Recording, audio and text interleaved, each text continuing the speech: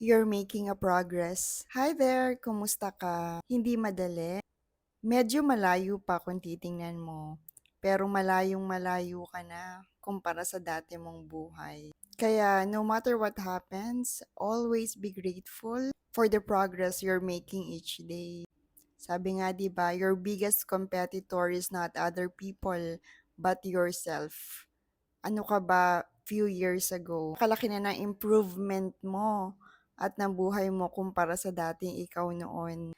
At minsan akala natin na pag-iiwanan tayo kasi nakatingin tayo sa progress ng ibang tao.